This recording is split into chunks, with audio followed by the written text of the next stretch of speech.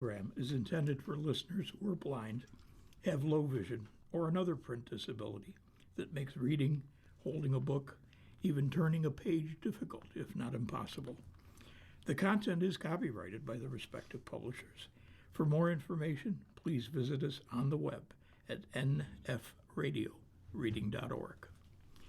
The Niagara Frontier Radio Reading Service now presents a reading of articles and features from USA Today for Thursday, June the 25th, 2026. Your readers today, Jim Duffy and Ken Drost. And opening with the front section, Iran war fallout, difficult to tally. 4 months of conflict have seen trade-offs. Suzanne Page, Washington Bureau Chief for USA Today, writes, "Has the Iran war been worth it?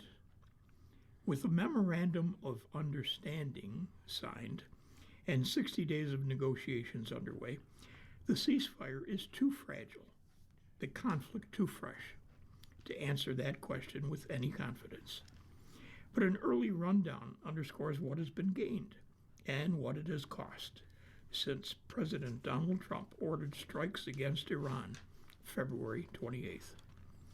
Now, at the start, he predicted a conflict that would last 4 or 5 weeks, suggesting the sort of easy victory and quick spoils that followed the U.S. operation in January to arrest Venezuelan President Nicolas Maduro. Instead, the conflict in Iran is now 4 months old and counting, despite Trump's regular optimistic predictions that peace was just around the corner.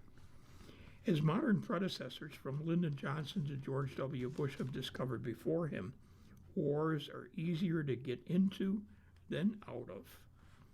The death toll reported by government agencies includes 13 U.S. service members and 26 people in Israel. In Iran, about 3,500 have lost their lives, including more than 100 school children in a strike on a girls' school on the first day of the war, as well as more than 3,500 people in Lebanon, according to government agencies in each country. And the repercussions have rippled through the global economy, regional alliances, domestic U.S. politics, with an impact that will take months and years to fully calculate. Now, Trump hails the war as a triumphant use of American military might that has constrained a rogue regime and protected the world from its nuclear ambitions. But Democratic opponents and some influential MAGA voices, typically Trump's defenders, call it a misadventure that has left Tehran emboldened. Most Americans oppose the war, are skeptical about its value. In a CBS News YouGov poll, June 17 through 19, an overwhelming 57% to 21 said the conflict had created more problems than it had solved. So here's a look at 5 of the trade-offs so far. Number 1, Iran's military has been degraded, not demolished. United States and Israeli strikes have decimated Iran's navy, destroyed most of its air defense network. Its arsenal of ballistic missiles has been degraded. But Tehran has retained enough small boats, drones, missiles, and mines to disrupt passage through the Strait of Hormuz and threaten U.S. allies in the Persian Gulf. For Israel, eliminating Tehran's missile capability was a top goal from the start. That's not one Trump still shares. Am I going to let Saudi Arabia have missiles? But they can't have them, the president told reporters at the G7 summit in France. Doesn't work that way, It doesn't work that way. Now, the war has divided MAGA and Republicans in Congress, as point number 2 goes. The Iran war has opened fractures in the MAGA coalition that Trump forged, with some leading commentators accusing Trump of violating his America First campaign commitment to avoid foreign entanglements. They say that his pending deal is worse than the 2015 multilateral agreement negotiated by Obama, from which Trump withdrew during his first term. So there's kind of no lying about this, longtime ally Tucker Carlson said in his June 17 show on the social media platform X. This is pretty humiliating. It's a loss for the United States. Louisiana Senator Bill Cassidy, conservative Republican, whose bid for another term was undone by Trump's opposition, called Iran the worst foreign policy blunder in decades. Trump responded by denouncing the fools who criticized the Memorandum of Understanding, saying on Truth Social they were either jealous, bad people, or stupid. Even so, the White House felt compelled to issue a news release declaring President Trump's Iran agreement is America first in action, listing favorable quotes from Republican members of Congress, Fox News anchors, foreign leaders, even Pope Leo XIV. Trump did not seek congressional authorization for the war. Now, restiveness about the war's course and the failure to consult Congress has begun to stir some opposition in the GOP. With support from 4 Republicans, the Senate voted 50 to 48 on June 23rd to bring a halt to military operations in Iran. That's largely a symbolic gesture. It follows a similar move by the House in a 215 to 208 vote, June the 3rd. Iran's commitment to reopen the Strait of Hormuz for 60 days has helped calm energy markets. The average price of gas in the United States has dipped below $4 a gallon. That's down from a peak in May, although still well above the $2.96 average before the conflict. Now that's good news not only for American consumers, but also for Republican candidates running in the midterms. The economic anxiety shorthanded as affordability now ranks at the top of voter concerns, and inflation has fueled discontent with the president and his party. As the ceasefire was announced, the war already had cost American consumers and taxpayers at least $132 billion in rising prices, interest rate hikes, and military spending, according to the economic research firm Moody Analytics. Economists caution that it will take months of open and reliable transport through the strait before the costs of gas, fertilizer, food, and other products return to pre-war levels. About 20% of the oil had been passing through the narrow waterway that links the Persian Gulf with the open sea. Now, still in question is whether Iran may try to impose user fees once the 60-day agreement is expired. Now, one more thing. Opening the strait will be fixing a problem that the war created. At number 4, tension emerges with Israel amid efforts to bring peace. The war with Iran began as a joint operation between the U.S. and Israel, but negotiating its end has become a point of bitter contention between Trump and his longtime friend and ally, Israeli Prime Minister Benjamin Netanyahu. Trump argues that the war has protected Israel from nuclear annihilation, but Israel wasn't privy to the draft ceasefire agreement before it was released, and it includes provisions that Netanyahu argues endanger Israeli security. At the G7 summit in France, Trump called Netanyahu crazy and used expletives. In the region, Israel continued attacks on Lebanon in a clash with Hezbollah that threatened the ceasefire. For Israel, the war has not yet achieved its fundamental objectives, including eliminating Iran's arsenal of missiles and clearly constraining its nuclear ambitions once and for all. And finally, Iran's nuclear future is still to be determined. So file that under too soon to say. The ceasefire allows 2 months for negotiations to settle, among other things, restrictions on Tehran's nuclear program. That's the top goal Trump cited in launching the war, but one that isn't addressed in the 14-page ceasefire agreement. And the U.S. and Iran have given different accounts on how talks on that question are going. Vice President Vance said Iran had agreed to invite United Nations nuclear inspectors back to inspect its damaged nuclear sites, calling it a major milestone. Iranian officials have said no such commitment. So Trump weighs in on Truth Social.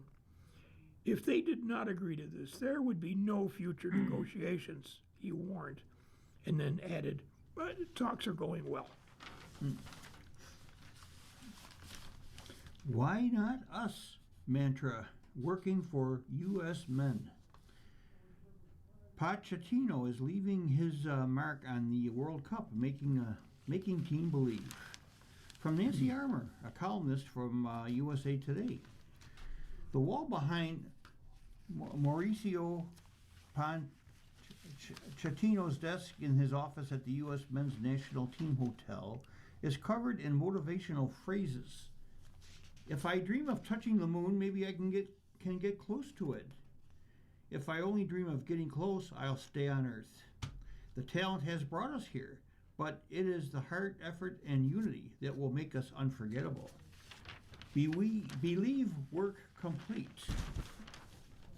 Everything represents our journey from day one until today, Pochettino said during a roundtable with a small group of reporters on June the 23rd, 2 days before the USMNT wraps up the World Cup group stage against Turkey. And what a journey it's been. If you are new to the USMNT or have paid only fleeting attention since the last World Cup in Qatar, what the Americans have done in the first 2 weeks of the tournament is probably about what you expected with a high-profile coach like Pochettino. They won their group for the first time since 2010, and their 2 wins are their most in the group stage since 1930. They have already scored 6 goals, 1 shy of their record for an entire World Cup. They have got fans singing John Denver, easy as Pochettino and his staff, and with Pochettino it is always a collective effort, are making it seem it's been anything but. Maybe we didn't feel or saw how difficult was going to be the process. We were so naive when we signed the contract, he said. We misjudged the situation. It was worse than we really believed. No country or club switches coaches because things are going well, especially not when the World Cup is less than 2 years away. A World Cup you are hosting for only the second time.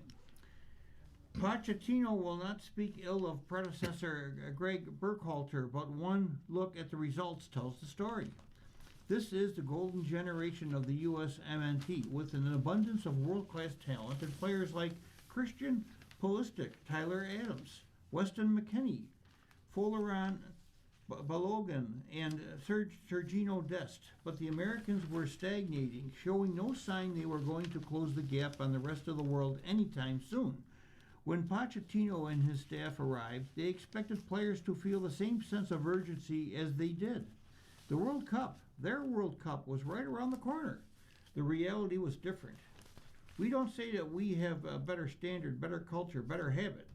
We came with different things, and we wanted to make the things how we really feel, and that is always a process to change, Pochettino said. If you have the habit to every morning to go somewhere, and someone say, no, you cannot go there, you are going to fight because it was your comfort zone, and you say, no, I want my comfort zone. Pochettino was a longtime club manager. Before he came to the USMNT, making cultural changes with a club team is different because you are with the players for 9 months out of the year. The USMNT gathers every 6 to 8 weeks, and the longest stretch they're together is at a World Cup. On top of that, Pochettino was trying to figure out who his players were, what strengths they had, where they needed to add depth. Pochettino's resume speaks for itself. He's won roughly 50% of the games he's managed, and he's made every team he's gone to better. Most of his staff has been with him for years, if not decades, and they have found a system that works. Training sessions are intense, and talent will only get you so far. Football rewards work, he said. That the USMNT would get punched in the nose, as Pochettino puts it, at some point during the transition process was inevitable. It happened in March of last year when the USMNT lost to Panama in the Nations League semis. It was the first of 4 losses in a row. That was good crash. Let me repeat that. That was good crash, Pochettino said. When we detect all the problems, we go for the solution, and we knew that the solution will arrive. You're listening to a reading of today's USA Today on the Niagara Frontier Radio Reading Service. The time is 12:15. Continuing, the object is to challenge people. We challenge the organization. We challenge players. We challenge everyone. That was the process, so that now is not a coincidence. Pochettino has won league titles and taken a team to the Champions League final. He had options when the U.S. soccer came calling. But part of the appeal of this job was a cultural shift, not only for a team, but an entire country. After a year after he was hired, let me repeat that, about a year after he was hired, Pochettino went to the Texas-Ohio State football game. Looking around the stadium filled with 100,000 plus rabid fans, he imagined the U.S. men drawing a crowd like that, of soccer being center stage like it is in Europe and South America. My question was, why not? If the fans are very passionate, why not with us? With soccer, Pochettino says. To help to evolve in a very good direction, the sport that we really love. Why not be here? Be part of something that can create a legacy, he added. For me, that is the most important legacy, the connection between the national team and the fans. That idea of why not eventually evolved into why not us? It was something Pochettino said at a meeting in November, and it's become something of a mantra for the USMNT. If we believe we can do it. If we work hard, we can do. If we change our mindset, we can do, Pochettino says, and that is why not us? No. Even in the weeks leading up to the World Cup, no one knew quite what to expect from this team. It had talent, of course, but it had been soundly beaten by Belgium and Portugal to start the year. It barely got by Senegal and then lost to Germany in the send-off games. When the USMNT got to the World Cup, however, it hit the gas. Paraguay and Australia might not be the caliber of France or Argentina, but they are solid teams, and the USMNT dominated both. Pochettino likened this sudden turnaround to gardening. You plant a seed, and for a time nothing happens. Then one day, there is a tree. It's difficult to analyze the process, according to Pochettino. The process was a process that was necessary to change, to really change the things and to go in the good direction. No? Always the orientation was to make them better and to give the possibility, the platform for them to perform. Continuing in the news, protester in Texas gets a 100-year sentence. Natalie Nasa Alun and Christopher Kahn of USA Today jointly wrote the following article. 8 activists found guilty of terrorism-related charges in connection with an attack on an immigration detention facility in Texas were sentenced to decades in prison on Tuesday, June the 22nd. One man who shot a police officer in the neck was sentenced to 100 years in prison, according to federal court records.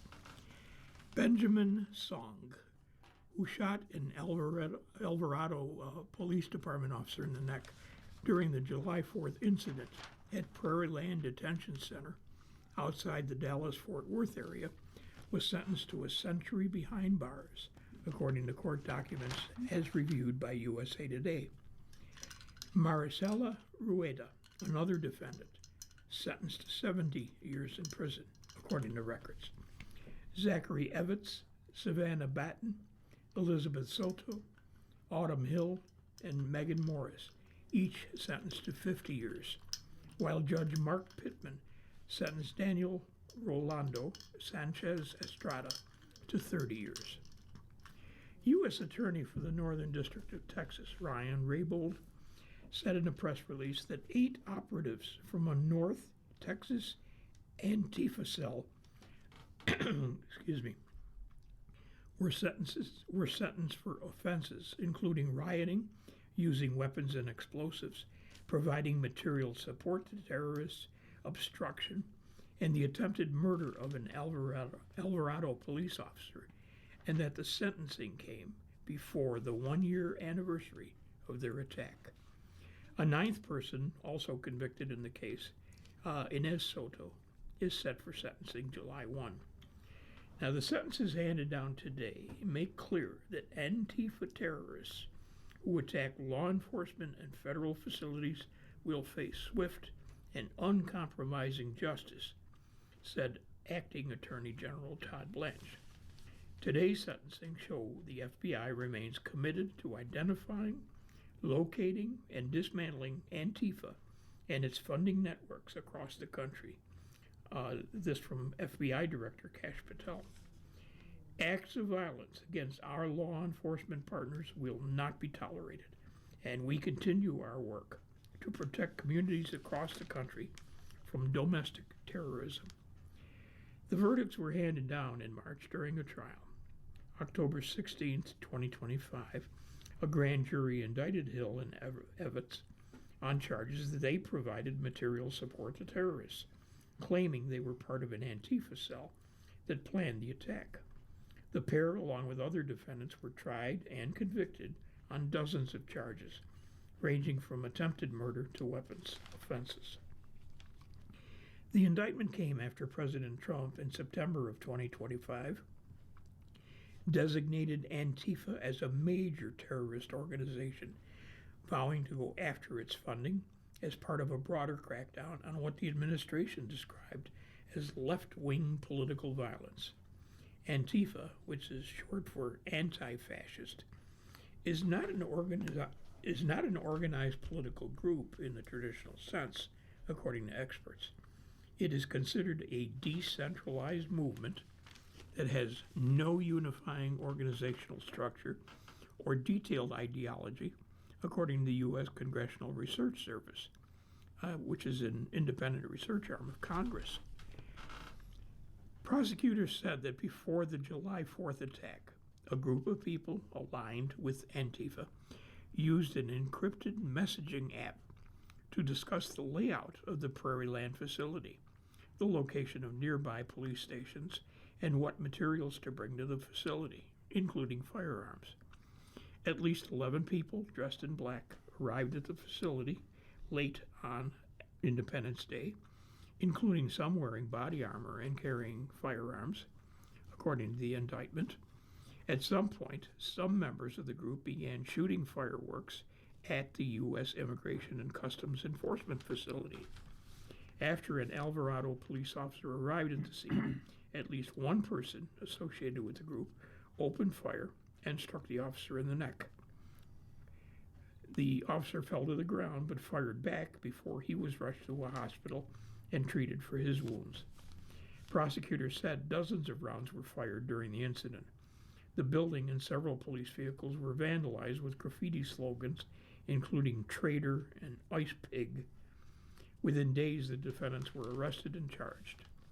Evans' lawyer, as previously reported by USA Today, said the people outside the ICE facility were loosely affiliated and mostly don't know each other well, although they all have a common interest in protesting government overreach.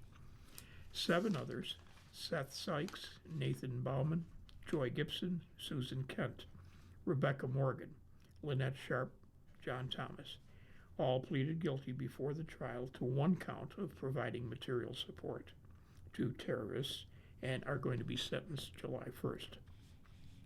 Alvarado Police Chief Teddy May told CBS News he welcomed the guilty verdicts and said he agreed with prosecutors that the defendants could not have reasonably believed they were attending a peaceful protest. Mamdani sweeps the establishment in New York, draws attention to the Democrats' generational sea change, from Philip M. Bailey of USA Today. New York City Mayor Zohran Mamdani expanded his influence on June of 23rd by sweeping all 3 Democratic primaries for Congress after he had endorsed the opponents of more mainstream liberal contenders. The 34-year-old Democratic Socialist choices were pitted against those of House Minority Leader Hakeem Jeffries, also of New York, in what will likely be viewed as a major and successful early test at establishing a new faction within the National Party. The old politics that got us into this crisis is not the politics that's going to get us out of this crisis, Mondami said at a victory party for Claire Valdez. Other Democratic primaries to replace longtime incumbents, such as New York's Jerry Nadler and Maryland's Steny Hoyer, also drew attention for further demonstrating the party's generational sea change, including the declining significance of the Kennedy family aura. All these races were intramural referendums in liberal districts over how to combat high prices, billionaire interests, and President Trump's administration. The president was also at the center of the South Carolina runoff for governor, in which he avoided an embarrassing loss in his endorsement for his preferred candidate by also endorsing her opponent at the last minute.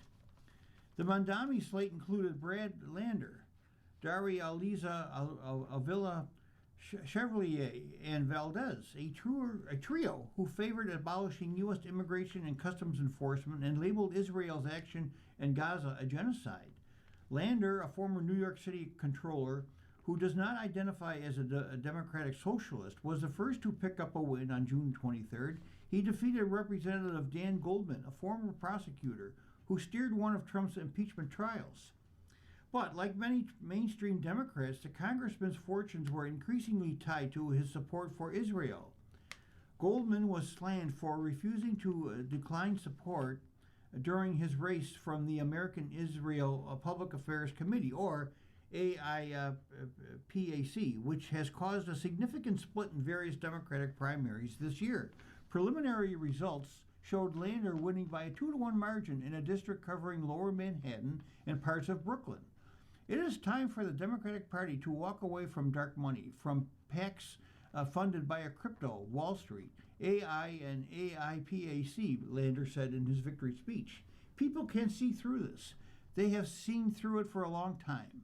Valdez, a first-term assemblywoman, defeated Brooklyn Borough President Antonio Reynoso in a district that covers trendy, gentrifying areas that were once mostly working class and Latino in northwestern Brooklyn and Queens.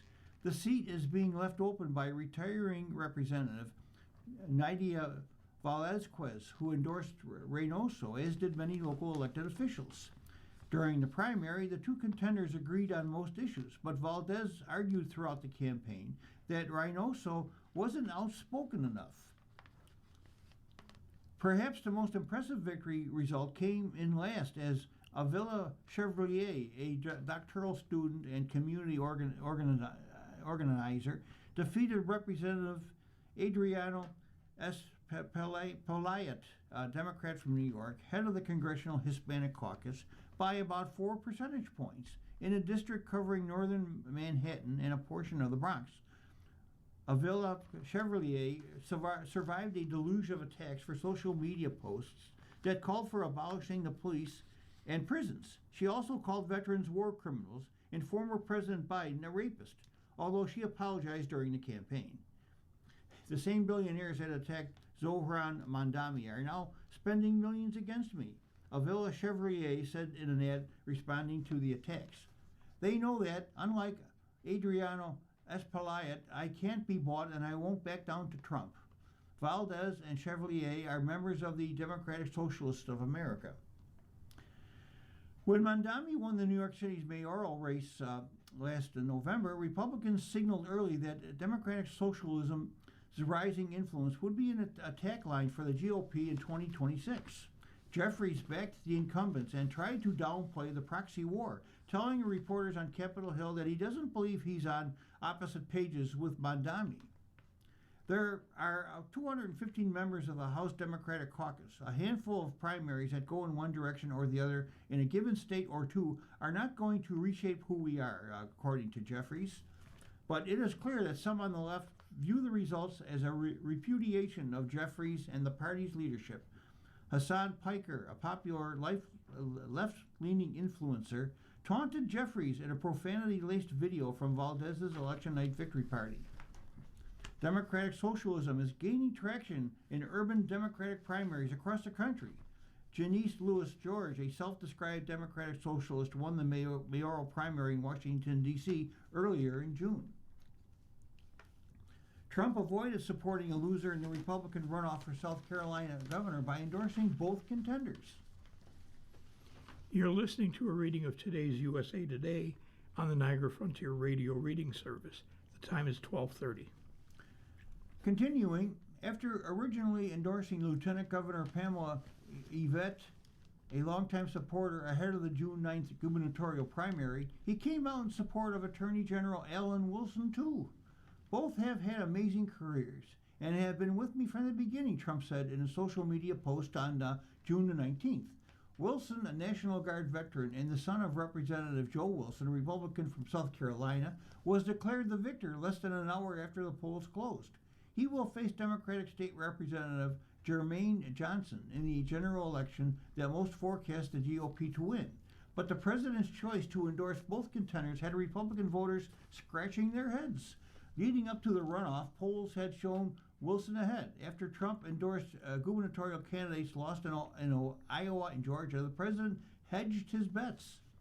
Amid a national redistricting war and the struggle to control Congress, you might have missed that a court-ordered map in Utah created a deep blue congressional seat. 4 Democrats jousted over the new compact district, which is anchored by Salt Lake City, with divisions popping up between different ideological wings. In the end, former Representative Ben McAdams finished at the top of the pile, besting State Senator Nate Bluin, who was endorsed by Senator Bernie Sanders of Vermont, and Liban Mohammed, a former TikTok and Meta public policy analyst, who was supported by 51% of delegates at the Utah Democratic Nominating Convention in April. McAdams was the last Democrat Utah sent to Congress when he won by less than 700 votes, but his more conservative approach, he once described himself as anti-abortion, that helped him in 2018 became a lightning rod in this campaign. The seat is rated solidly Democratic by forecasters, and McAdams will face Republican Riley Owen, who ran unopposed in November.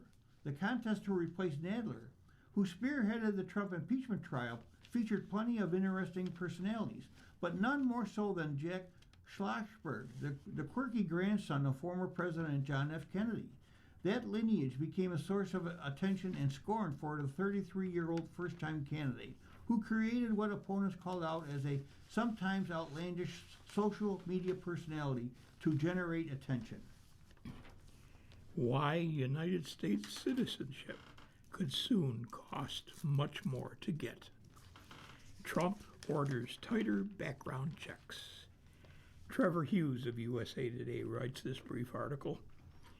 Millions of green card holders seeking to become U.S. citizens would have to pay significantly more in application fees under the new Trump administration proposals. Federal officials acknowledge that the change probably would discourage some people from applying, but said the increased fees are necessary to cover the cost of tighter background checks ordered by President Trump. The cost of applying to become a naturalized U.S. citizen is going to rise from $760 to $1,330 for a paper application, and anywhere from $710 to $1,280 for people filing online, according to the proposal published this week in the Federal Register. Now, those are increases of 75% and 80%, respectively. Additionally, rejected applicants would have to pay $1,475 to appeal, up from $830 on paper, and $1,425, which is up from the $780 for online. Department of Homeland Security officials said in a statement, the proposal reflects the value of becoming a citizen, the most significant immigration benefit available. Under Trump's tough policies, both legal and illegal immigration have dropped significantly. The White House has also aggressively sought to revoke the citizenship of some naturalized immigrants accused of committing crimes or supporting hostile foreign groups. In the new proposal, federal officials said they were also eliminating some fee waivers for poor applicants, but maintaining them for people seeking to become citizens by joining the military. If fully implemented, Department of Homeland Security said, the fee increases would cost prospective citizens more than $430 million a year. That's about 1 million people seek to become naturalized citizens every year. Lower naturalization fees have also been consistent with prior administrations' efforts to promote citizenship and integration, DHS wrote in its proposal. Now, they no longer believe naturalization benefit requests should get lower fees at the potential expense of other immigration benefits. The Trump administration has raised other fees in many immigration-related areas. It announced a plan in May to fine immigrants about $18,000 to cover the cost of detaining and deporting them if found to be living illegally in the U.S. Aaron Reichlin-Melnick, senior fellow at the American Immigration Council, said in a social media post, the higher fees appear aimed at discouraging people who already have permanent resident status from becoming full citizens. Reichlin-Melnick's organization lobbies for migrant rights and provides free legal services to those who cannot afford immigration attorneys. The United States government, for years, tried to keep the costs artificially low to encourage more people with green cards to apply for citizenship, he wrote. No more, it seems. DHS is accepting public comments on the proposal until August 24th and could alter or withdraw based on responses. Trump asks for oil company investigation. Says gas prices should come down faster. From Aaron Mansfield and Rachel Barber of USA Today. President Trump says he's asking the Department of Justice to look into oil companies, saying that prices at the pump are not coming down fast enough for Americans. Trump wrote on Truth Social that the prices that oil companies are paying are dropping like a rock, but prices aren't coming down as quickly. In other words, customers are being gouged, Trump wrote. Americans faced rising gasoline prices starting in March, when the Trump administration began a war with Iran. In the months that followed, Iran has at times strategically closed off the Strait of Hormuz to hamper the United States' supply of foreign oil. Prices at the pump peaked in May and have been falling for 6 weeks. They surged for 3 months after the war began. They spiked 21.2% in March, marking the largest monthly increase since the Labor Department began keeping track in 1967. Gas prices rose 5.4% in April and 7% in May. The national average price for a gallon of regular gasoline on June 24th is $3.93, down from $4.03 last week and $4.52 last month, according to the AAA. It is still up from $3.22 at this time last year. Trump wrote on Truth Social on June 24th that Iran confirmed to the United States that it is not charging tolls or extracting any other fees on ships traveling through the Strait of Hormuz. He said that if this information turns out to be false, he would end the peace negotiations. Trump will visit Capitol Hill on June 24th to sign a bill and hold a meeting with Republican senators. He's facing Congress less than 24 hours after the Senate's symbolic vote to end the war in Iran. Where are prices headed?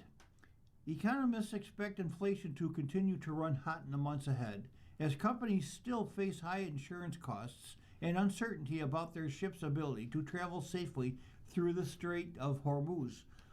However, gas prices are expected to continue dropping.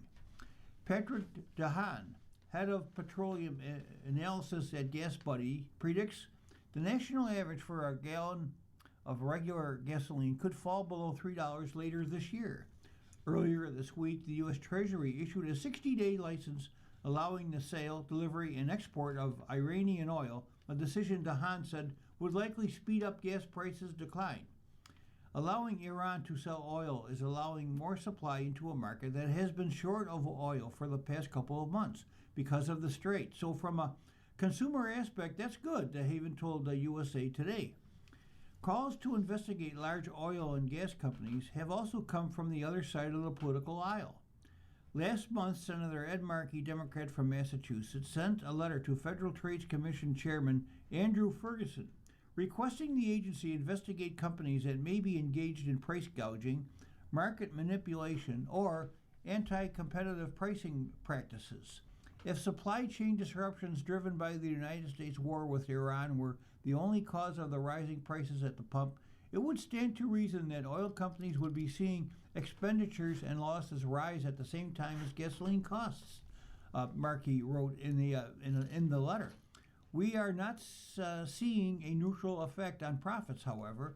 We are seeing oil companies secure surging excess windfall profits that are directly tied to their establishment of higher gasoline costs. Dahan said it's justifiable that stations are cautious about cutting prices too quickly. They do not want to get stuck selling below replacement cost if prices rebound. If the Iran war hadn't happened, margins wouldn't have shrunk significantly in March and April, and they also wouldn't have expanded to the current level now, he added. All of this can be justified by market movements, and that's why any investigation will likely fail. It's because gas stations are responding to the current environment, and I don't think you can penalize the speed of decline. A federal judge scraps the SNAP candy and soda limits in 5 states. The ruling is actually seen as a blow to the Trump administration.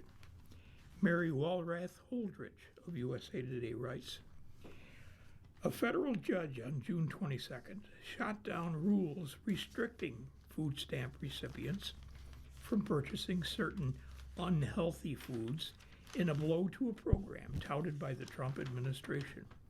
U.S. District Judge Amy Berman Jackson ruled in favor of 5 plaintiffs receiving benefits from the Supplemental Nutrition Assistance Program, called SNAP, and it's also known as food stamps, who argued that the new rules imposed in 5 states would limit their access to food and could have an impact on families managing conditions like diabetes.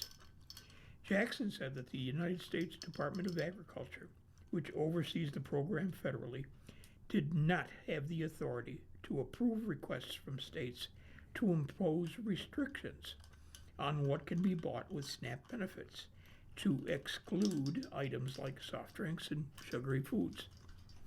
Jackson named Agricultural Secretary Brooke Rollins specifically in the ruling, saying her action in encouraging and approving participation in a food restriction waiver program bypassed proper channels and contradicted the definition of what qualifies as food laid out by Congress. The federal defendants and the states may have a genuine desire to improve the health of SNAP households by encouraging healthy choices at the store, and they can take lawful steps to meet those goals, Jackson said. But what they cannot do is violate the law and their own regulations along the way. Rollins, alongside Health and Human Services Secretary Robert F. Kennedy Jr., had restricted states to apply for food restriction waivers, touting the move as another pillar of the Make America Healthy Again movement. Now, states were further incentivized to take up the effort to restrict the purchase of non-nutritious items like soft drinks and candy. According to the USDA, when Kennedy made federal funding for rural health care contingent upon applying for a food restriction waiver. Now, implementing restrictions on what can be purchased with SNAP benefits based on what's healthy has been a popular topic among politicians across the aisle for years.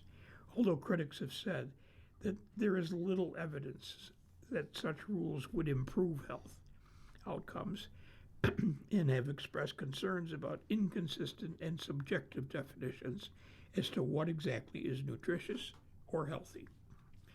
The court's ruling is a major step in restoring essential food assistance to the millions of families that rely on SNAP nationwide, according to Catherine Diebler Meadows, an attorney for the plaintiffs at the National Center for Law. Excuse me. The USDA defended the program after the ruling and implied that it would move forward with attempts to restrict the program. The idea that taxpayer funds should not be used to purchase junk food should not be controversial, according to the USDA in a statement to Reuters. USDA will not be backing down from the fight to make America healthy again, including for families and communities reliant on SNAP. The ruling applies specifically to pilot programs that were implemented in Colorado, Iowa, Nebraska, Tennessee, and West Virginia, although USDA data shows a total of 23 states had actually applied for the waivers. Now, while waivers are specific to each state, they largely restricted the purchase of sugary items like soda and candy. Each has a different definition of what items are banned. Before the ruling, Colorado banned SNAP users from purchasing soft drinks. Iowa banned soft drinks, sweetened drinks, candy, certain sweetened foods, and other prepared items. Nebraska banned the purchase of soda, soft drinks, and energy drinks, and planned to add candy. Tennessee banned them from buying processed foods and beverages like soda, energy drinks, and candy. West Virginia banned the purchase of soft drinks. Jackson's ruling applied specifically to the 5 states listed above, raising questions about the enforceability of waivers in the 18 others that have applied or implemented their own restrictions. The USDA has approved waivers banning the purchase of the following in 18 additional states: soda in Arkansas, fruit and vegetable drinks under 50% juice, energy drinks, unhealthy drinks, and candy. Florida, soda, energy drinks, candy, prepared desserts. Hawaii, soft drinks. Idaho, soda and candy. Indiana, soft drinks and candy. Kansas, candy and soft drinks. Louisiana, soft drinks, energy drinks, and candy. And so on and so forth. Now, the Trump administration has made major changes to SNAP. For 60 years, the USDA, under presidents of both parties, has denied state requests to restrict SNAP-eligible foods, saying it could not waive the definition of food for purchases with SNAP benefits that Congress set into law, according to the USA Today report.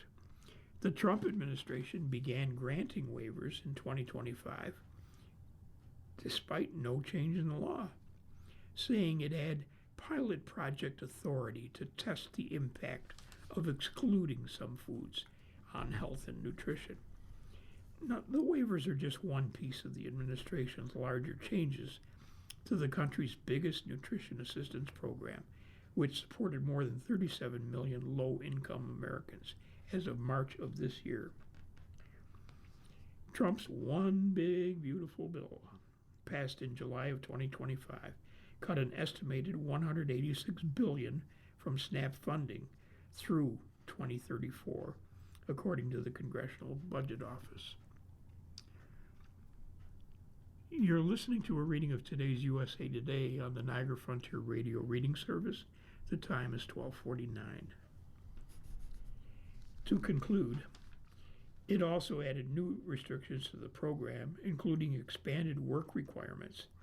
Earlier in June, a separate judge blocked the Trump administration from enforcing new conditions for states to receive billions of dollars in SNAP funding, which included provisions related to immigration, gender ideology, and fair athletic opportunities for women and girls.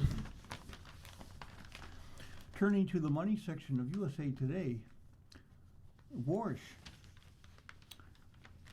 and the Fed plan on playing long game. The central bank could act differently by the year's end. From Rachel Barber of USA Today. Americans hoping for relief from high borrowing costs didn't get it after the Federal Reserve left its benchmark rate unchanged on June 17th at Kevin Warsh's first meeting as chair. Though he promised the central bank would deliver price stability, that could be good news to consumers facing high prices while inflation remains stubborn and their paychecks struggle to keep up. It'll also be a challenge. Warsh said the Fed cannot have a very significant effect on particular prices for some of the things Americans buy most, including gas and groceries, but that he still sees it as having an important related job.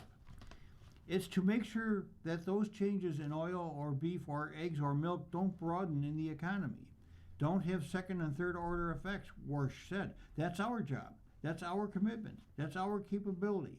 We're going to deliver on. For now, the federal funds rate remains at a range from 3.5% to 3.75%, meaning in the short term that not much will change for consumers. But in the long term, several shifts Warsh announced mean the central bank could look and operate differently by the end of the year. Here are 6 takeaways from Warsh's first meeting as chair. Number 1, what the meeting meant for American wallets. Because the federal funds rate serves as a benchmark for interest rates across the country, the Fed leaving it unchanged means Americans will continue to pay similar rates on things like credit cards and personal loans. Elevated interest rates will continue to benefit savers through higher returns on certificates of deposit and high-yield savings accounts. Contrary to popular belief, the central bank has little influence over home loan rates. The 30-year fixed rate for mortgages tracks the trajectory of the 10-year U.S. Treasury note instead. Future rate hikes look more likely. The Fed has few tools to deliver on its new promise of price stability. Aside from shrinking its balance sheet, which would reduce liquidity in the economy, lead to reduced asset values, and eventually lower inflation, it generally aims to do so by setting a higher target range for its benchmark rate. Consensus is growing on the Federal Open Market Committee to do the latter, while Warsh broke precedent by not submitting his projections for the federal funds rate. 9 members of the FOMC see room for a hike before the end of this year. That's compared to 8 members who see the Fed holding the range steady and 1 who sees room to cut. The Fed cut rates 3 times late last year, responding to concerns about a slowing labor market. The projections for a hike now appear to be a response to inflation that has surged since the start of the Iran war and 3 months of solid job growth. Even though oil and gas prices have come down on news of peace talks between the two nations, experts say inflation will probably continue to run hot in the months ahead. Task forces could shake up the Fed. Warsh called for regime change at the Fed during his Senate confirmation hearing in April. An early signal of what he meant came just moments into his first news conference, when he announced new task forces focused on 5 areas of monetary policy. They are the Fed's communication, its balance sheet, its use of and reliance on existing data sources, its inflation framework, and productivity and jobs. If there is a genuine effort to improve the Fed's data, communication, and reaction function, that's constructive. Christian Hoffman, head of the fixed income at Thornburg Investment Management, said in a note to USA Today.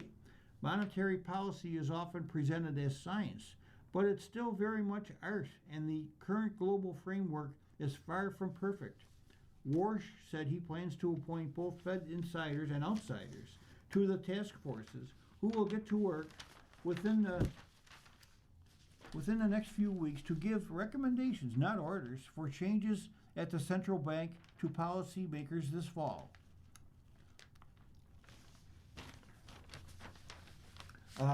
Less communication could mean more volatility. In addition to not submitting his predictions in the Fed quarterly summary of economic projections, Warsh seemed to follow through on the promise he made as a committee for less forward guidance. Trump is being patient with Warsh for now. After years spent badgering former Fed Chair Jerome Powell, whom he appointed in 2017, and calling for lower borrowing costs, President Trump brushed off the Fed's decision to hold rates steady at Warsh's first meeting. It's all right, whatever, Trump told reporters on June 17th in Paris, adding that while he knows a rate hike could come later this year, it's hard to believe. It just keeps the country down. Fed independence concerns tempered. There was much speculation about how Warsh rejoining the Fed as chair would affect the institution's independence before his first meeting. It followed the president's attempt to fire Fed Governor Lisa Cook last year over allegations that she committed mortgage fraud and the Department of Justice's decision to launch an investigation into Powell over a multi-billion-dollar renovation project at the Fed's headquarters. The DOJ dropped this probe in April, and Cook, who denied any wrongdoing, took the fight all the way to the Supreme Court. Justices heard the case in January, but have yet to issue a ruling. But at his first meeting, Warsh did not join Trump's calls for lower rates. His focus on taming inflation implied the opposite. It's basic game theory. A new Fed chair has to establish credibility early, Hoffman said in the note. If Chair Walsh doesn't pick a fight with inflation at the outset, it's extremely hard to rebuild credibility later. Truist's head of U.S. economics, Mike Skordelis, said he thinks Warsh's honesty wants to do the right thing. He's not looking to flip the table and blow up the Fed, he added. Women may suffer the most if Social Security is cut. The average woman already receives $438 less than a man. Medora Lee of USA Today writes, "The gender income gap remains alive and well. Just ask any older woman collecting Social Security. Women who make up more than half of Social Security recipients ages 62 and up, on the average, collect $5,254 less in a year than men, according to Finance Buzz analysis of the government's latest data." So why is Social Security less? Since it's calculated by how much workers earn during peak earning years, the gender pay gap carries over into retirement. According to the U.S. Census latest data, median earnings for American women working full-time are only 83% of their male counterparts. Other reasons, he said, may include career interruptions, when women are more likely than men to leave the workforce to take care of children or aging parents. Part-time work, more women work part-time than men. Part-time jobs typically carry lower wages and produce a weaker Social Security earnings record. And finally, occupational segregation. Historically female-dominated fields such as teaching, nursing, childcare, and administrative support have paid less than male-dominated fields. You're listening to a reading of articles from USA Today for Thursday, June the 25th, 2026, on the Niagara Frontier Radio Reading Service. We will return for more readings after the short break. Your readers today, Jim Duffy and Ken Drost. If you're listening to this publication online, you're probably using our website, a podcast player like Spotify or iTunes, a streaming service like Siro, or a smart speaker. Did you know that we now have a dedicated app that can be downloaded to any mobile device, like a smartphone or tablet, for free? App users can conveniently access our live stream and any episode of our podcast easier than ever. To download the app, just type NFRRS in the search window in the Apple App Store or in the Google Play Store. Contact us anytime if you have any questions by calling 716-821-5555, extension 5. Thank you.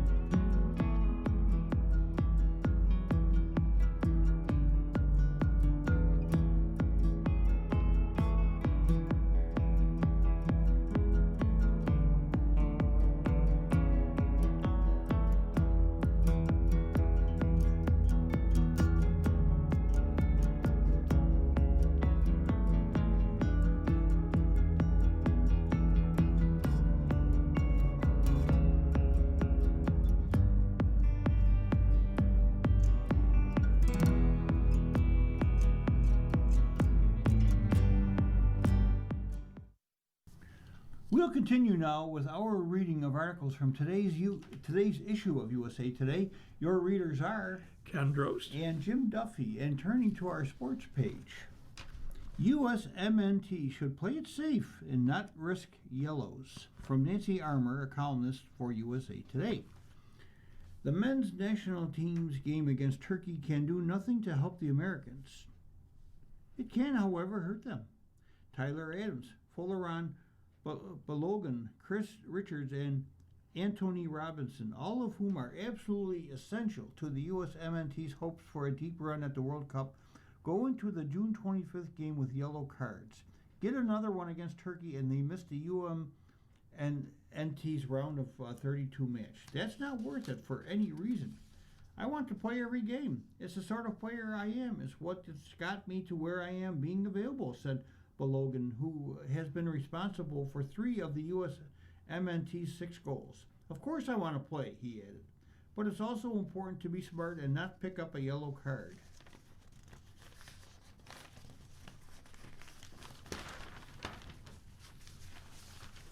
For those who follow American football, this is a classic Week 17 scenario. The U.S. men have already clinched the top of Group D and are assured of playing a to-be-determined third-place team in the round of 32. Turkey, meanwhile, has been eliminated. What happens in that game, win, lose, or draw, lots of goals or none at all, will not change any of those things. But it's not just a question of getting the starters some rest. Imagine if Seattle Seahawks receiver Jackson Smith Nagagba or New England Patriots linebacker Robert Spillane could be suspended for the NFL wildcard or divisional round game because of penalties accumulated in a Week 17 game. That's what the USMNT is looking at. So why, if you are a USMNT coach Mauricio Pochettino, would you put Adams, Balogun, Richards, or Robinson on the field and risk picking up a second yellow and the one-game suspension for accumulation that comes with it? The USMNT has talked a lot about its depth and versatility. Now is the time to take advantage of it. Play the backups and get to the knockout rounds with everyone available and with a clean slate. As part of the expanded tournament, cards are erased after the group stage and again after the quarterfinals. In fact, this could actually benefit the USMNT by giving less seasoned players who might be needed down the line some experience when there's nothing at stake. I think the most important thing is, no matter who's playing, to go out and try and get 3 points, just because I think the momentum of the 2 wins is what's keeping the energy high right now. And 3 would be even more, defender Max Arston said. Christian Pulisic, however, is a different story. The USMNT star has not played since the first half of the Paraguay game because of a left calf injury, but he's been training this week, and it would be good to get him back on the field before the games that matter. Pulisic doesn't need to start or play significant minutes. Get him in there for at least 15 or 20 minutes just to get him reacclimated. There's an argument to be made that Pochettino should stick with his starting lineup so the team can maintain its momentum. The Americans are one of 7 teams that have the maximum 6 points from their first 2 games. By sitting Adams, Balogun, Richards, and Robinson, and maybe other starters, Pochettino runs the risk of disrupting the team's rhythm. Don't mess with what works and all that. His best players also could get rusty, or at least need the opening minutes of the round of 32 game to get their game faces back. Not playing against Turkey could also cost Balogun any chance he has to get back into the Golden Boot race. He is 3 goals behind Messi and 2 behind Kylian Mbappe and Erling Haaland, and would need to score a few against Turkey to make up ground. But short-term gain is never worth long-term pain. The ultimate goal is to go as deep in this tournament as the USMNT can. The United States is hosting the tournament for the 2nd time, and a historic performance will send interest in soccer skyrocketing in this country. For that to happen, the USMNT needs its best team in the knockout rounds, and there is no scenario where the USMNT is better without Adams, Balogun, Richards, and Robinson. I want to play every game, said Adams, who played the Australia game with a yellow card. I managed today, so hopefully I can do it again. It's an unnecessary gamble. The USMNT has one objective right now. Get to the group stage with everyone available. Nothing else matters. Echoes from long ago. American golf has not had a season like this from Nelly Korda in 27 years. Beth Ann Nichols of Golf Week writes, Chaska, Minnesota, Dateline. There's a reason why what Nelly Korda is accomplishing in the women's game right now feels different. American golf has not had a season like this since 1999. When Julie Inkster broke through to win her first U.S. Women's Open in 1999 at Old Waverly Golf Club, she was a 39-year-old mother of two. While the engaged Korda, age 27, is comparatively in a different stage of life. The parallels and potential of Korda's 2026 compared to Inkster in 1999 are striking. Korda Riviera. We've got a little blur here in the paper print. Korda's Riviera Stunner was her 19th career LPGA victory and her 4th major title. Inkster's 1999 U.S. Women's Open breakthrough was her 20th LPGA victory and her 4th major as well. 14 days after Inkster won the title, she wanted most in West Point, Mississippi. She won the McDonald's LPGA Championship to achieve the career Grand Slam. 3 months later, she played her way into the LPGA Hall of Fame by winning the Safeway in Portland, the last American to do so. God, that just amazes me, said Inkster. Of the 27, you're wait for another U.S. player to enter the hall. Since that time, a total of 6 players from around the world have played their way in. Annika Sorenstam, 2003, Carrie Webb, 2005, Se-Ri Pak, 2007, Inbee Park, 2016, Lorena Ochoa, 2022, and Lydia Ko, 2024. No Americans. At this week's KPMG Women's PGA at Hazeltine National, Korda has the chance to play her way into the LPGA Hall. Currently 2 points shy of the 27 needed to get into what many consider to be the toughest shrine in sports, a 5th career major worth 2 points would get her there. But even if she doesn't win another tournament this year, Korda will likely get into the Hall via year-end accolades. A 4-time winner already this season, she's on pace to collect a second Rolex Player of the Year title, and that's worth 1 point. And with a 68.26 scoring average, that's a full stroke below her nearest competitor, Yo Ju Kim. She's also likely to win the Vary Trophy, which is worth 1 point. Honestly, I haven't thought about the Hall of Fame really once, according to Korda, after she won the Riviera. Or I told myself that I'm just really going to stay present in the moment and concentrate on what's in front of me. For Inkster, having her husband and 2 kids, ages 9 and 5, as well as roughly a dozen players stick around to celebrate her on the 18th green in Portland, was the best part. To have the respect of my peers, my friends out there, she said, they were all amazing aunts to my kids. Korda's 2026 victories at the U.S. Women's Open and Chevron Championship make her the first American to win back-to-back majors since Inkster in 1999. Now, Inkster won 7 majors over the course of her career, and she's proud to have won them across the span of 3 decades, winning 3 majors in her 20s, 3 in her 30s, and one in her 40s. Winning the U.S. Women's Open in her 20th attempt made her feel like she was playing with house money after that.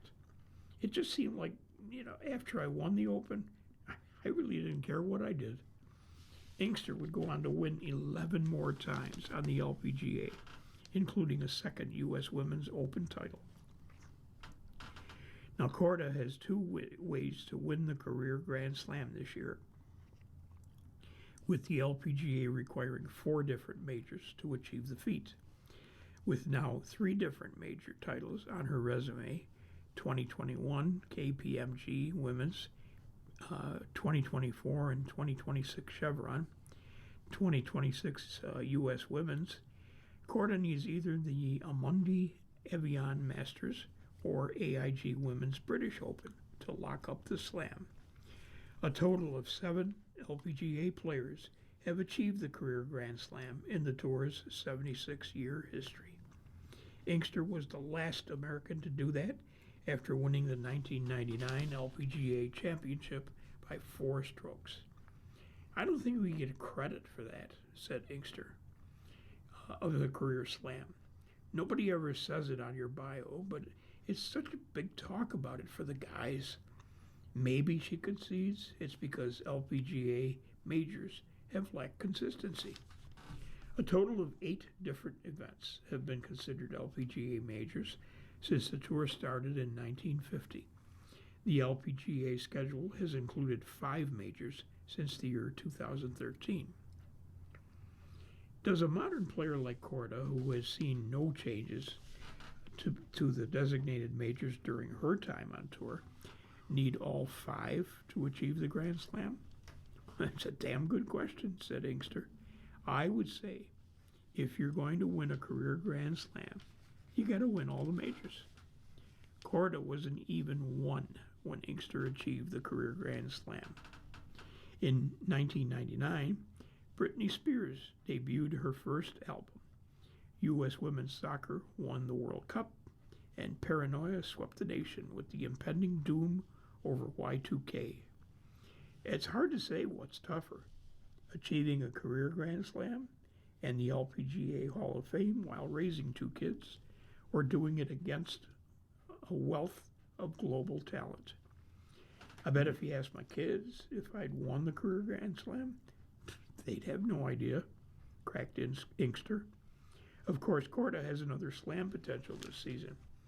After winning the first 2 majors of 2026, she has the chance to become only the 3rd player in LPGA history to win the first 3 majors of the season, joining Inbee Park in 2013 and Babe Zacharias in 1950. Does she need 4 or 5 majors this year to achieve the calendar Grand Slam? Either way, it's a gift to even be having this debate.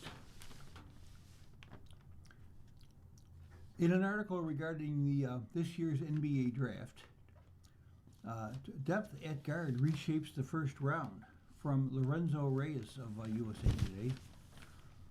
The common thread for the first round of this year's NBA draft was that it began after pick number 4. And while, yes, A.J.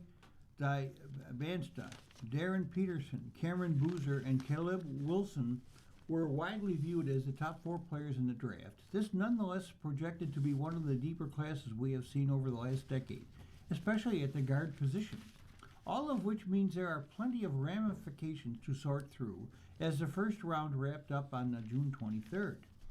The winners, A.J. Dembasta and the Wizards. Washington got its man, and suddenly the Wizards have a mix of young and dynamic talent with veteran leadership. Granted, Washington will likely need some time for Trae Young and Anthony Davis to assimilate into the program, given that they combined to play just 5 games for the Wizards, even though both were acquired in January and February. Either way, Dembasta is built for the modern NBA. He is long, athletic, and can create his own shot. As long as coach Brian Keefe can get all these pieces to cohere, the Wizards might be a sneaky tough out for the first time in a long time. You're listening to a reading of today's USA Today on the Niagara Frontier Radio Reading Service. The time is 1:15. Continuing, the BYU Cougars. For the first time in its history, BYU had a player selected with the top overall pick in an NBA draft. The previous top Cougars draft pick was Sean Bradley, who went number 2 in 1993 to the Philadelphia 76ers. The tank pays off for the Jazz. It turns out that losing paid off. After the Utah Jazz subbed out their best players late in games in an overt attempt to self-sabotage, Utah suddenly looks like the team most likely to make a massive leap next season. Rookie guard Darren Peterson now joins Laurie Markkanen, Jaren Jackson Jr., and last year's number 5 overall selection, Ace Bailey. Peterson is the most naturally gifted scorer in this class, and the Jazz, who tied for the worst record in the Western Conference at 22-60, should contend for a playoff spot next season. Los Angeles Lakers get the steal of the draft. They did have to reportedly trade up one slot to secure him, but former Baylor guard Cameron Carr should be an excellent fit for a Los Angeles Lakers team that could always use another scoring threat to pair alongside Luka Doncic.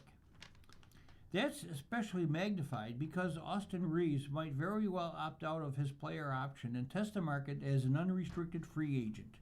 Carr is a dynamic athlete who tested extremely well during the NBA scouting combine, but he also drained 37.4% of his threes last season at Baylor. Handed to the Lakers for acting decisively and capitalizing on Carr's mini slide. Michigan Wolverines.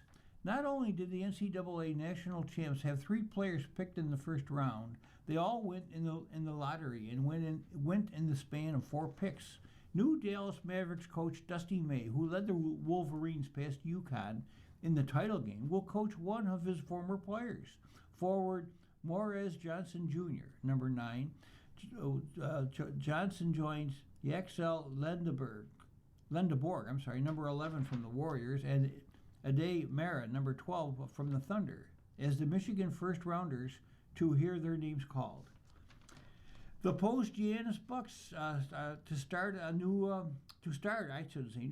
foundation. The Milwaukee Bucks won't replace Giannis Antetokounmpo with one draft, but they did take steps to replenish the roster after the blockbuster trade with the Miami Heat. The Bucks drafted guard Braden Burries at number 10, and then added former Tennessee forward Nate Ament with the number 13 selection that they acquired from Miami. For the Bucks, it's all about drafting players who can both begin to contribute but also steadily develop. Ament will need to bulk up some and may be more of a project, but Burries is a strong guard who can score from all over the floor. Considering Antetokounmpo was set to leave, and considering this was a deal Milwaukee needed to make, the Bucks took some steps to rebuild. The Warriors need help now. Lendeborg gives them that. As Golden State is running it back with Coach Steve Kerr and Stephen Curry at least one more time, the Warriors desperately need to give Curry another outlet on offense. At number 11, Yaxel Lendeborg was the obvious plug-and-play option. He will turn 24 before the start of his rookie season and is NBA ready from the second he steps into the facility. The Warriors need perimeter shooting, and Lendeborg worked on his threes, lacing them at a 37.2 clip at Michigan. He'll contribute from day one. Now the losers. Surprises and drama in the draft. Picks number 1 through 4 essentially went the way everyone was expecting. That's not necessarily a bad thing, but fans of the draft who were looking for drama simply didn't get it. More than anything, that's a testament to the quality of DeBosta, Peterson, Boozer, and Wilson as players and how they separated themselves from the rest of the field. But the overall theme of this being a fairly predictable, fairly chalky draft played out. There were no drastic reaches and no head-scratching picks, all things considered. That does tend to be the case when there's an abundance of talent across the board.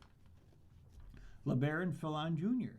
In an extremely deep draft, the player who suffered a pronounced slide down the board was guard LeBaron Philon Jr., who averaged 22 points in his sophomore season at Alabama and was a consensus third-team All-American. The 76ers did select fill on at number 22, and he joins a loaded backcourt that already features Tyrese Maxey and VJ Edgecombe. So he does enter the association in a favorable situation with a little less pressure. But no player ever wants to linger in the green room waiting to hear his name called. Hartenstein is the odd man out in the OKC. The Thunder are stockpiling bigs. Oklahoma City selected 7-foot center Ade Mara from Michigan, who joins Chet Holmgren, Isaiah Hartenstein, and last year's first-round selection, Thomas Sorber, who missed this season with an ACL recovery. The Thunder have a $22.5 million team option on Hartenstein and need to make a decision on his future. But Oklahoma City will be navigating a tight salary cap, so Mara, who shines on defense, might be more than insurance. Hartenstein was very valuable against Victor Wembanyama, but so it will be a tough call. But at some point, the Thunder will need to let good players walk. Hartenstein might be one of them. And finally, the NCAA keeps seeing its top talent flee to the next level. It wasn't your imagination. There were a ton of freshmen taken early. The first 8 selections were college freshmen, which tied the record for most freshmen selected to begin a draft. That record was set last year. As the one-and-done route continues to be the preferred path for top players, it continues to leave voids in college hoops. Even with name, image, and likeness money flowing to prospects, expect this trend to continue.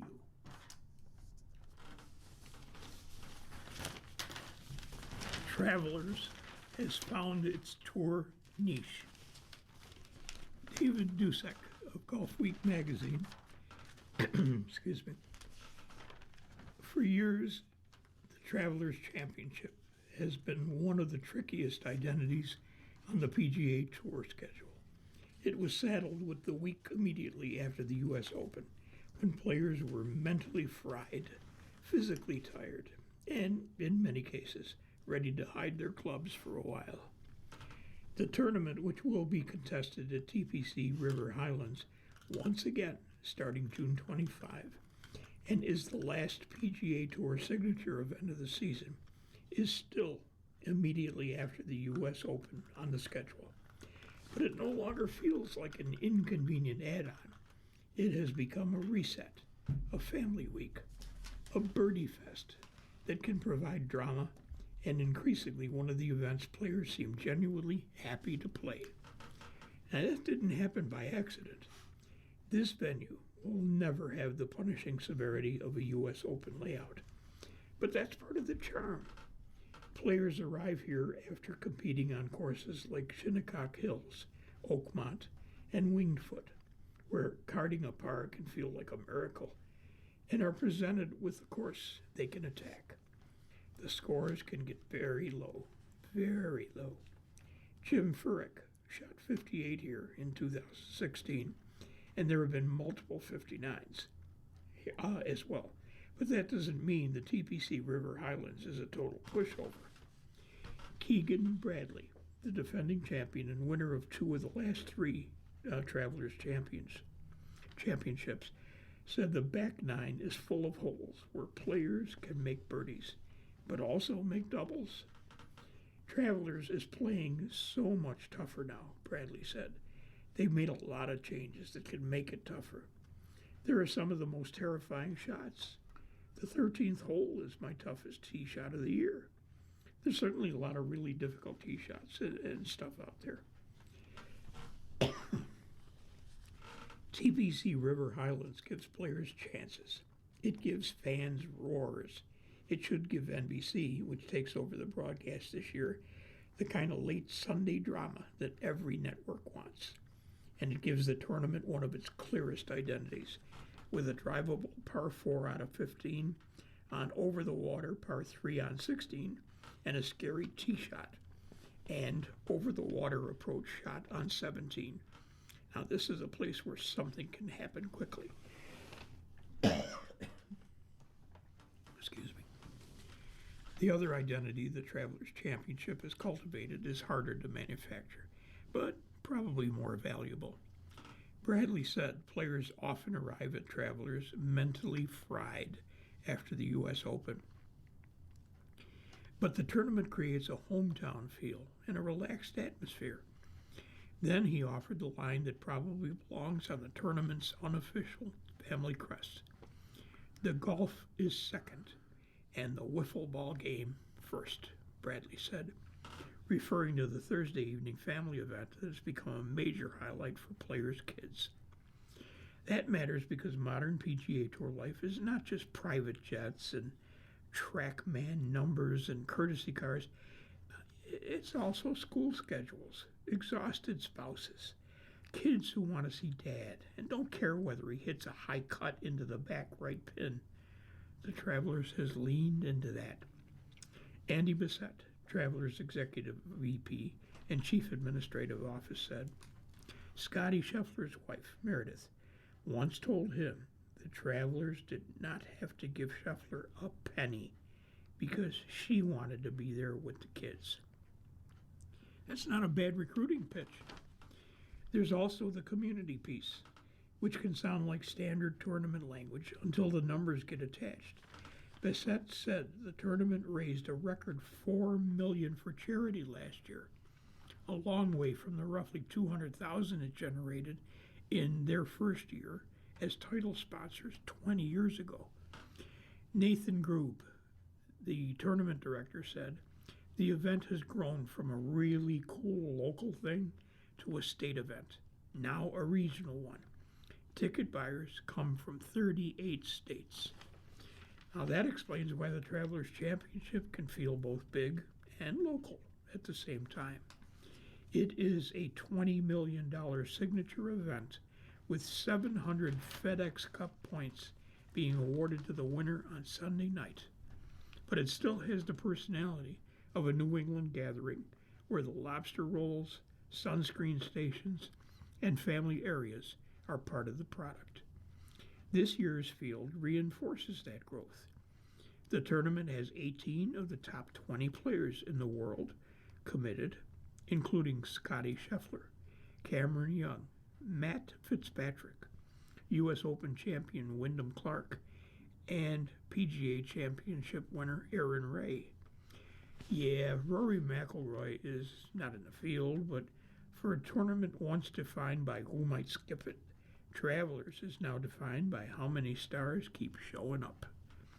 That's part of its identity now, too. It is not just the event after the U.S. Open. It is the event players bring their families to, the event New England claims as its own. It is the event where 62 is always in play, but so is heartbreak on the back nine. For Travelers, it's a pretty good place to be. Karam Lopez makes a Mexican-born draft history. From Josh Peter of USA Today. Karam Lopez became the first Mexican-born player to be picked in the first round of the NBA draft when he was selected by the Detroit Pistons with the number 21 pick on June 23rd. With that history, the story is about more than basketball, which is not to say basketball is irrelevant. He is 6'8", played in the NBL Next Stars program in Australia, and has the skills that have attracted the interest of the Golden State Warriors and Latinos in the Bay Area. We would love to have a Latino player from whichever nationality it is to come and represent with the Warriors, because as you know, right now in the country, there is a very bad narrative surrounding the Latino community, said Susana Rojas, executive director of the Cali 24 in San Francisco, referring to the Trump administration's immigration policy. We want to showcase the talents that we have. And so when we bring our artists, when we bring players, when we bring people, talent that is from Latin America, it only elevates and cements the true nature of our culture and not the stereotypes that are represented in the media. Lopez, who was 19, was born in Hermosillo, and he comes by his talent naturally. He is the son of Jesus Hiram Lopez, a former professional basketball player who played for Mexico's national team. Finding Latino culture figures to be easy. According to the 2000 census, there were almost 1.9 million Hispanic or Latinos living in the Bay Area. You're listening to a reading of today's USA Today on the Niagara Frontier Radio Reading Service. The time is 1:30, and continuing, all love the Warriors here, Rojas told USA Today Sports.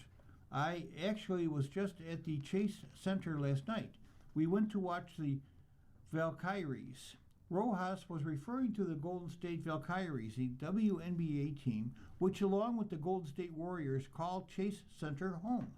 I think more than being fans of a specific sport, it is more about being fans of the city and supporting our local sports, our local legions, our local players, to be the best that they can be in the country, Rojas said of the Latino community. And obviously, we wanted to bring the World Series, the basketball. I don't even know what the championship is, the Super Bowl, all of it. Lopez would not be the first Latino to suit up with the Warriors. Juan Toscano Anderson, who is Mexican-American, played for the team from 2019 to 23. Lopez told Sports Illustrated he grew up playing basketball in driveways, in parks, and in blistering heat. Now he's hoping to inspire others, and not just aspiring NBA players. I want to show people that come from the same situation I came from that it's possible, Lopez told Sports Illustrated, that there's someone that's just like them, had the same struggles, and still made it. That's what really motivates me. Until now, Eduardo Najera is the only other Mexican-born player picked in the NBA draft. The Houston Rockets selected him in the second round at number 38 overall in the year 2000. Najera, who played 12 seasons in the NBA as a reserve forward, has taken a special interest in Lopez's rise. Karim Lopez is not just breaking barriers as an ex-Mexican-born player in the NBA, he's redefining greatness with every step he takes on the court, Najera told Andscape. The future of Mexican basketball shines bright with his talent and determination leading the way. Before the NBA scouts discovered Lopez, basketball executives in Mexico took notice of Lopez's development. One of those men was Orlando Mendez Valdez, general manager for the NBA G League's Mexico City Capitanes. I think he's just continued to get more responsibility, more confidence, Mendez Valdez said. He just continued to demonstrate the talent that he is. He was able to adjust to the physicality. Obviously, he's a high IQ player, knows his limitations and strengths. He knows areas to improve with outside three-point shooting is a concern. I would say with most scouts, him being so young and playing with the senior national team each window, you can see him progressing, either being more aggressive with the ball, open court, being able to be three-dimensional, being able to have the high IQ passing ability, short roll situations, punishing closeouts. It was just nice to see him play at that level. As for where he will play, Menendez Valdez said before the draft, I think wherever he lands is going to be good overall for a team market or where he goes. I mean, you have an entire country rooting for this kid and behind him.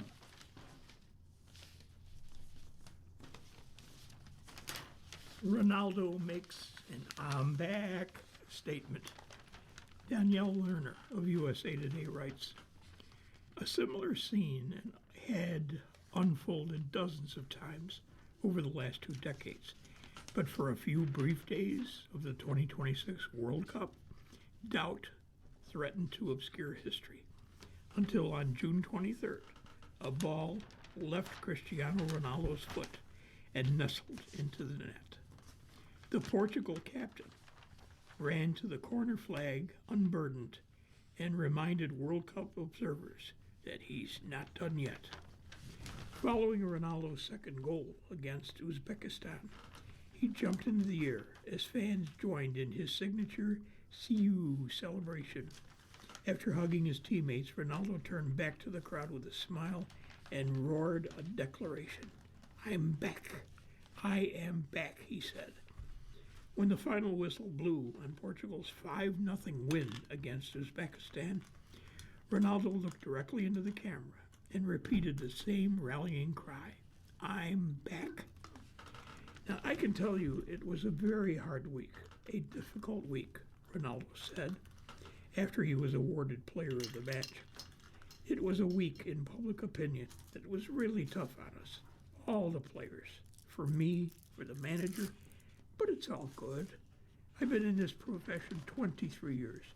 When things go well, Cristiano is good. When they go badly, it's, oh, he's old. It's always like that. But my teammates and I had a good response, which is what we wanted.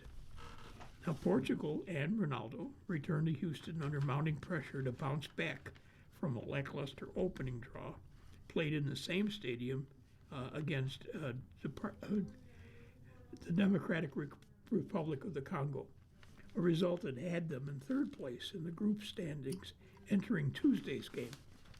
It took Ronaldo less than 40 minutes to bag a brace, scoring a first touch shot in the box, and then coolly slotting home a second goal on a through ball. His goal celebration was a cathartic release for the 41-year-old, who is still chasing the one trophy that has eluded him in his illustrious career. He's a human being. I think he's allowed to have emotions. He's allowed to have feelings. This from Portugal's coach Roberto Martinez. I think what is impressive with him is the answer. Whatever he feels, the answer is to get back on the training ground and practice and work and demand from himself. And that, professionally, is what has given him the longevity. Ronaldo's supporters arrived hours before kickoff, chanting his name and sing-song outside the stadium. He took the field surrounded by walls of CR7 jerseys worn by people hoping to get a glimpse of a fading supernova's highly anticipated final act. Ronaldo quickly proved that his star is not yet extinguished. In the 6th minute, he connected with Cancelo's bouncing cross and rifled a half volley inside at the near post. Ronaldo ran immediately to the Portugal dugout, where he was engulfed by ecstatic teammates. We knew very well that where we go with Cristiano, a lot of people come with us. This from Portugal midfielder Bruno Fernandes. He attracts a lot of attention. He has a lot of fans. A lot of people who don't know about Portugal, but because of him, want Portugal to win. Now that brings us more energy. It's good for us. 20 years and 6 days had passed since Ronaldo fell to his knees after scoring his first career World Cup goal on a penalty kick against Iran in 2006, 7 years before he debuted his now infamous celebration. Uzbekistan coach Fabio Cannavaro won the 2006 World Cup with Italy and is regarded as one of the best defenders of all time. Before he retired in 2011, he played against Ronaldo many times. As a defender, you need to be very smart to be close to him, because if you give him 1 centimeter in the box, you are dead, Cannavaro said. I told him, maybe you can do more years and not retire. Enjoy football, because if you still look like that, why not carry on like that? The Fountain of Youth could have been credited with an assist in a vintage Ronaldo performance. He was responsible for 7 of Portugal's 17 attempts on goal, placing 5 shots on target. He finished the game with 1.33 expected goals. That's the highest of any player on the field. A goal line clearance in first half stoppage time and 2 second half saves denied Ronaldo a third goal, and his hunt to match Lionel Messi's hat trick, accomplished earlier in the tournament. Ronaldo left the field on Tuesday as the only man to score in 6 World Cups, and as Portugal's all-time leading World Cup goal scorer with 10 goals. But the second question Ronaldo was asked in the mix zone after the game was about potentially playing Messi. Now the men's World Cup's all-time leading scorer with 18 goals in the quarterfinals. Well, I don't know what to answer you, because it's a question that's a bit, it doesn't make sense. Ronaldo replied, it'd be top. The most important thing is to win, to get out of the group and to be ready for what's to come. The moment underscored an inescapable truth. For many, Ronaldo's career will always be framed through the lens of his rivalry with Messi. I believe that both players made history in football. They improved it, and the rivalry is important for them to grow as players as well, Martinez said. What I can say is that our captain is an icon, of course, playing in his 6th World Cup. But he's also an individual player and one who is actually a role model that plays for the Portuguese national team, who works hard every day and tries to improve every training session. Martinez steadfastly trumpeted Ronaldo's experience and attitude as an asset for Portugal, and on Tuesday, the Portugal coach credited Ronaldo and the team's other experienced players, among them Fernandes, Cancelo, and Bernardo Silva, with channeling positivity and calming the group. Another of Portugal's defining moments against Uzbekistan resulted from a moment of unselfishness by the captain. In the 17th minute, Portugal won a free kick, and fans began chanting Ronaldo's name as he lined up near the ball. But Ronaldo was just the decoy for Nuno Mendes, who blasted a shot into the back of the net for Portugal's second goal. Ronaldo thrust his fist in the air and spun around in celebration, and then ran back to the center circle, tapping his fingers to his temple. When the noise was at its loudest, cool heads prevailed for Portugal. After the game, Ronaldo posted another declaration on social media site X. Estamos aquí, he wrote in Spanish. That means, we're here. Pochettino is not ruling out staying on as the USMNT manager. From Nancy Armour of USA Today, Mauricio Pochettino is not ruling out staying as the U.S. men's national team coach beyond the World Cup.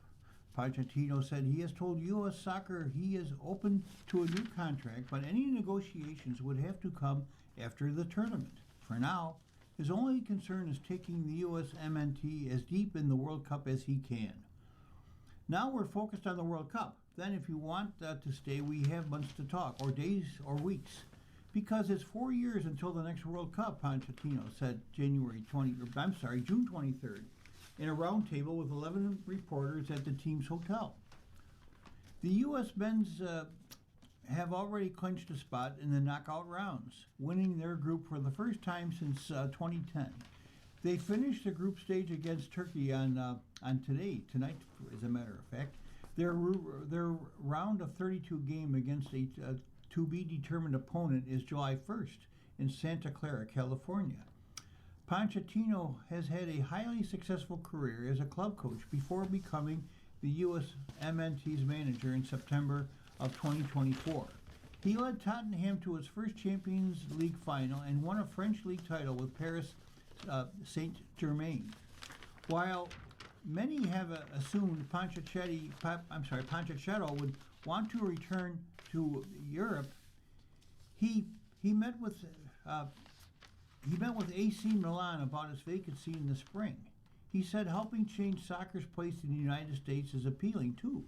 Seeing SoFi Stadium filled with fans of Mexico, not the USMNT, for the Nations League semifinals in March of last year had him crying in the locker room. Pochettino said, fast forward to June 12th when SoFi was a raucous sea of red, white, and blue for the USMNT's World Cup opener against Paraguay. I didn't recognize it, Pochettino said, beaming. That was a complete, I think, different vibe, different energy. The fans were so engaged with us. That was amazing. That's as meaningful, maybe even more, than how the USMNT does things or how they do in the World Cup. For me, that is the most important legacy, the connection between the national team and the fans, Pochettino said. Of course, we want to win, but that is a legacy that we need. Why not be a part of it? You're listening to a reading of today's USA Today on the Niagara Frontier Radio Reading Service. The time is 1:44.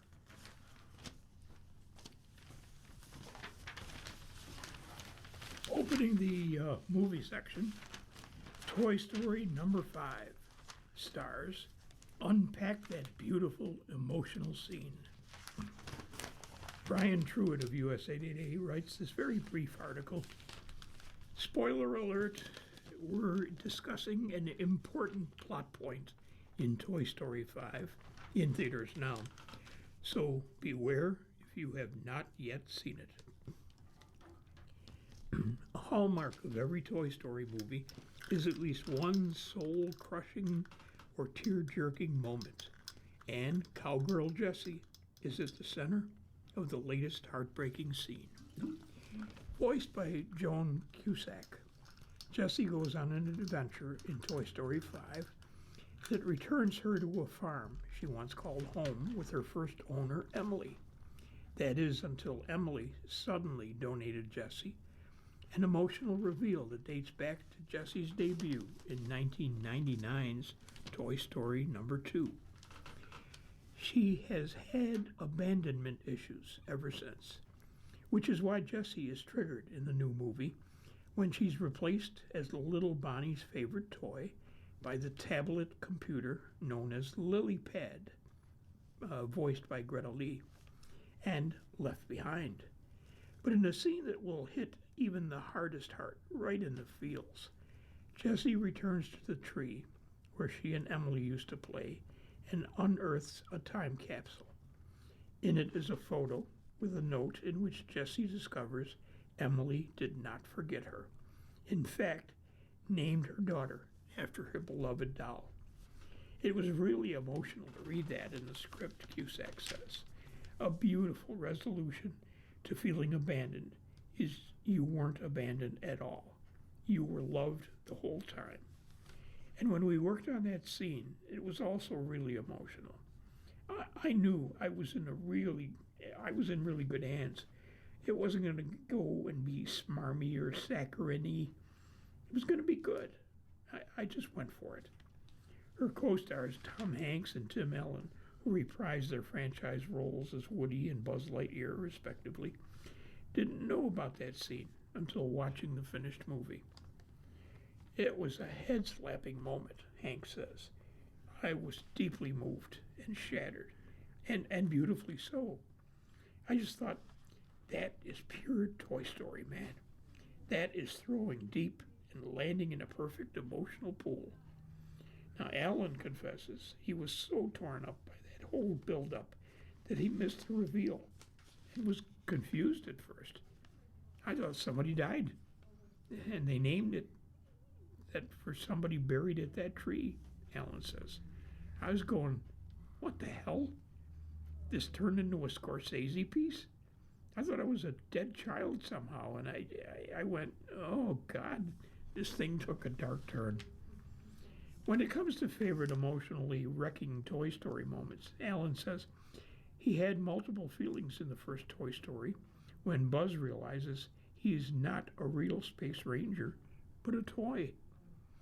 The delusion passed, and I was so sad for him. What that must have been like to have your emotional pants pulled down, so to speak, Alan says. And then jealousy, because I didn't say anything at that point. So this was actually a Pixar animator that was the genius. I went, oh God, I'm not even part of this. Some of the best moments to me have been when I'm not speaking. Hank's all-time pick is from Toy Story 3, as Woody, Buzz, and their friends face certain doom together in an incinerator. There's no dialogue. It was just pure animation and cinematic achievement, Hank says. When they all reach out for each other, they want to have that connection. My daughter said this, and said it was one of the most profound moments she has ever had in a movie. Seeing these inanimate objects who love each other, and what souls do they seek? Each other. It is just so beautiful. Hero in Supergirl raises hell in rocking adventure, from Brian Truitt of USA Today. She does eventually end up in that signature cape and S-Shield combo, yet Millie Alcock's title hero in Supergirl is better suited to a rocking a ratty t-shirt, a grubby duster, and a bad attitude. Hot on the heels of last summer's excellent Superman, the rebooted DC universe expands into uncharted territory with a new star and a scrappy space adventure. Brandishing an offbeat sense of humor, a la Guardians of the Galaxy, along with scuzzy Mad Max, Road Fury, and vibes, Supergirl, rated 3 stars out of 4, rated PG-13, in theaters June 26, is an intergalactic revenge flick that boldly freshens up familiar tropes with the help of a jaded, self-destructive protagonist who needs to figure a whole lot of stuff out.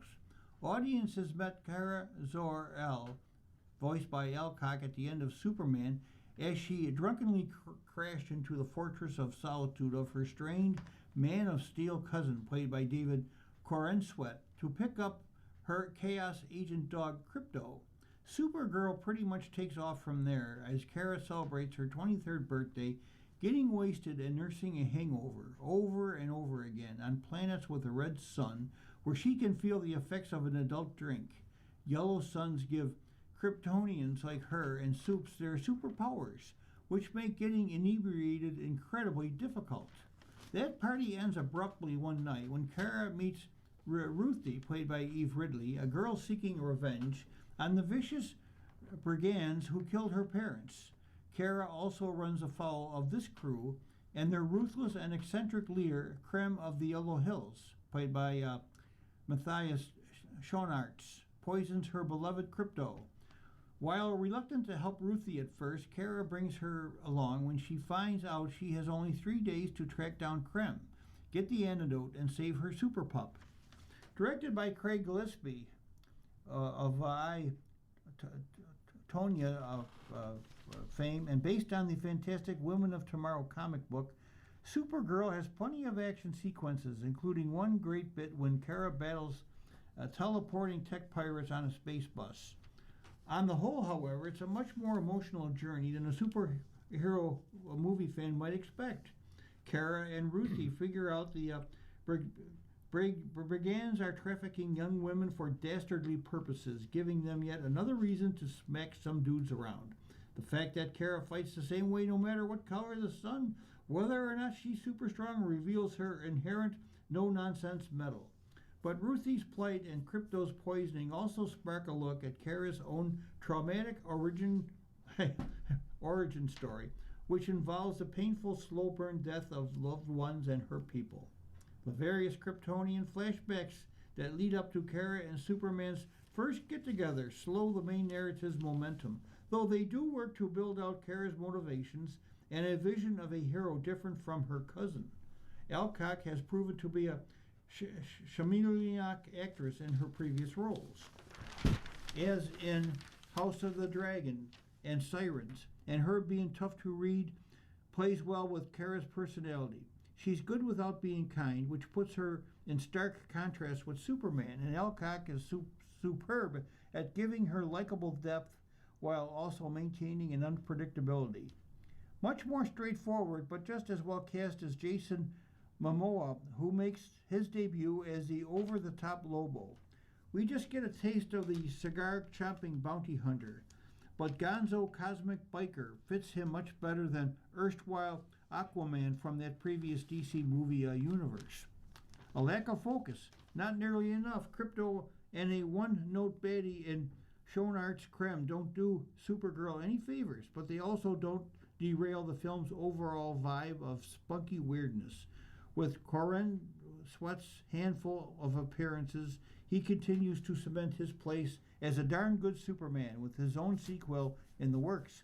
But here it's Alcock who's making her own cinematic statement.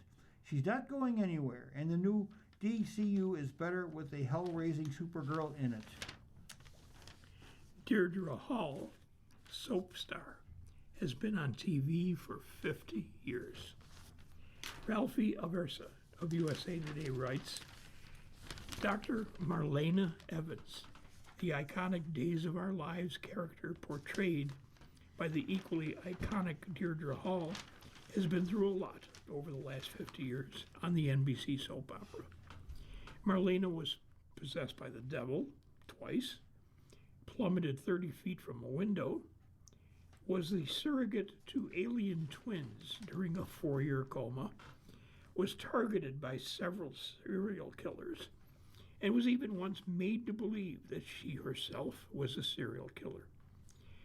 The actress won't concede to any parallels between her real life and her characters, although they are both clearly survivors in their own right. But Hall does credit Marlena with creating a unique bond between herself and the loyal Days audience since she first joined the show in 1976. I get gifted trust, and I get gifted secrets, and I get gifted hopes and heartbreak. Hall, who is now 78, tells USA Today over Zoom from her New York City hotel room.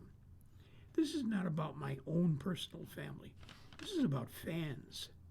As an example, Hall cites a 2012 storyline where Marlena's grandson, Will Horton, played by Chandler Massey, comes out as gay to her.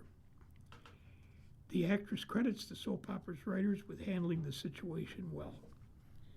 We had a lot of mail from young men saying, "I wish my mother would accept that," or "wish my grandmother could have been there and had someone to share this with and someone to talk to about it," she recalls. "I think in that way we get to teach, which I love about our medium." You've been listening to a reading of USA Today for Thursday, June 25th, 2026. We read USA Today weekdays at noon. For more information, call 821-5555. Your readers today have been Ken Drost and Jim Duffy. Coming up next on the Niagara Frontier Radio Reading Service, we have an episode of our book reading. Following that at 3 o'clock is the New Yorker, and at 4 o'clock a re-airing of today's Buffalo News. Stay with us for these readings and more throughout the rest of your day.